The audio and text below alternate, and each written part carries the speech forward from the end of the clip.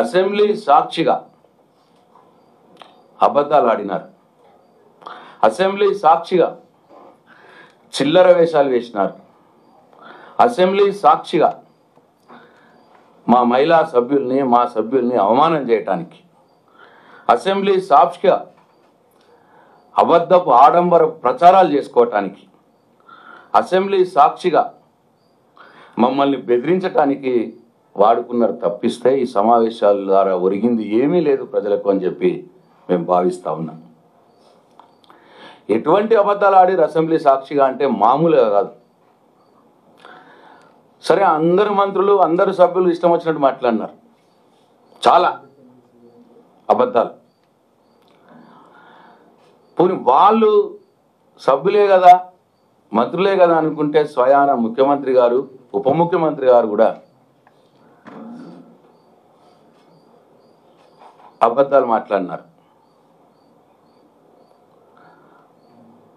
ముఖ్యమంత్రి గారు అంటారు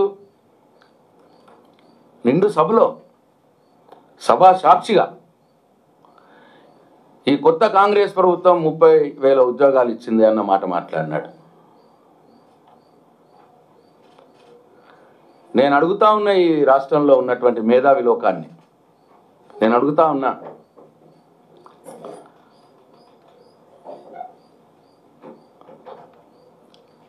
ఎక్కడైనా ఏ దేశంలో అయినా ఏ రాష్ట్రంలో అయినా నోటిఫికేషన్ ఇవ్వకుండా ఉద్యోగాలు భర్తీ చేస్తారా? రేవంత్ రెడ్డి గారు 30,000 ఉద్యోగాలు మేము ఇచ్చినాము అన్న మాట మాట్లాడినాడు.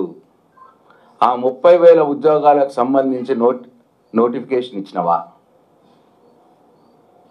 నోటిఫికేషన్ ఇవ్వకుండానే నీ ఉద్యోగాలు నువ్వెట్లా భర్తీ చేసినట్టు అవుద్ది? అసలు ఒక్క నోటిఫికేషన్ ఇవ్వకుండానే 30,000 ఉద్యోగాలు మేము భర్తీ చేసినామన్న అబద్ధం.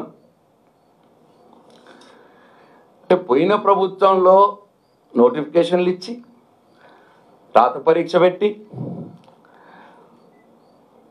దాని ఫలితాలు తయారు చేసి రెడీ పెడితే, సెలక్షన్ చేసి కూడా రెడీ పెడితే, అంటే పోయిన ప్రభుత్వంలోనే ఖాళీలు గుర్తించి నోటిఫికేషన్ ఇచ్చి రాత పరీక్ష పెట్టి ఫలితాలు చేసి అభ్యర్థుల్ని మొత్తం ఎన్నిక చేసి రెడీ పెట్టి మేము ఎలక్షన్ కోడ్ కారణంగా ఆ లిస్టు బయటకు వెయ్యకపోతే ఆ లిస్టును మేము రెడీ చేసిన లిస్టును తీసుకొచ్చి బయట ఆ లిస్టు చదివి ఉద్యోగాలు ఇష్టమన్నంత అబద్ధం మాట్లాడుతున్నాడు రేవంత్ రెడ్డి అసెంబ్లీ సాక్షిగా ఒక ముఖ్యమంత్రిగా. ఇంతకంటే ఒక అబద్ధం ఇంకా ఎక్కువ ఉంటుందా ఏదన్నా? అట్లనే హరీష్ రావు గారు అప్పుల గురించి మాట్లాడుతూ ఉంటే ద్రవ్య వినిమయ బిల్లు పైన ఆయన వచ్చి జగదీశ్వర్ రెడ్డి గారు విద్యుత్ మీద మాట్లాడుతూ ఉంటే ముఖ్యమంత్రి గారు హడావుడిగా అసెంబ్లీ లోపలికి వచ్చేసి ఇగో ఈ పేపర్ని చూపెట్టాడు.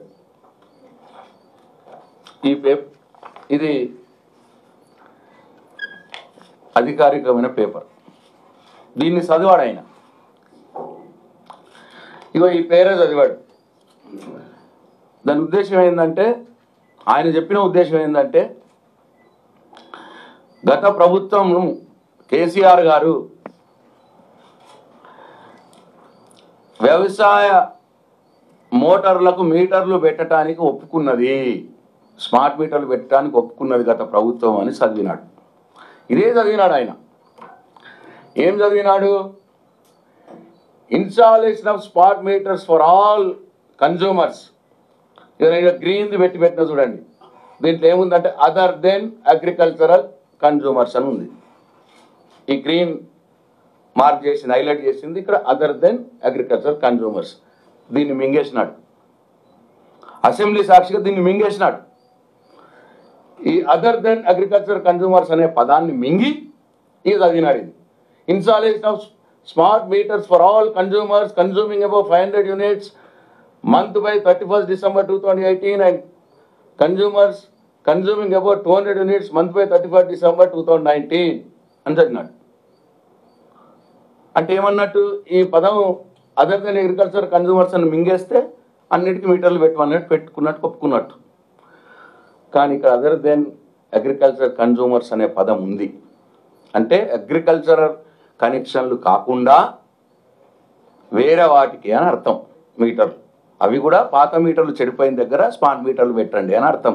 ఈ మొత్తం దాన్ని ఆ స్మార్ట్ మీటర్లు కూడా పెట్టలేదు, అది వేరే విషయం. కానీ ఒక ముఖ్యమంత్రిగా ఒక అధికారిక డాక్యుమెంట్ని ఈ అదర్ దెన్ అగ్రికల్చర్ కన్జ్యూమర్స్ అనే పదాన్ని మింగేసి చదివి సభను తప్పుదో పట్టించినాడు. ఈ రాష్ట్ర ప్రజలకు అబద్ధం చెప్పినాడు. ఇంత ఘోరమైన తప్పిదం ఏ ముఖ్యమంత్రి కూడా చేయడు. ఇంత ఘోరమైన అబద్ధం ఏ ముఖ్యమంత్రి కూడా ఆడాడు. అది అసెంబ్లీ సాక్షిగా.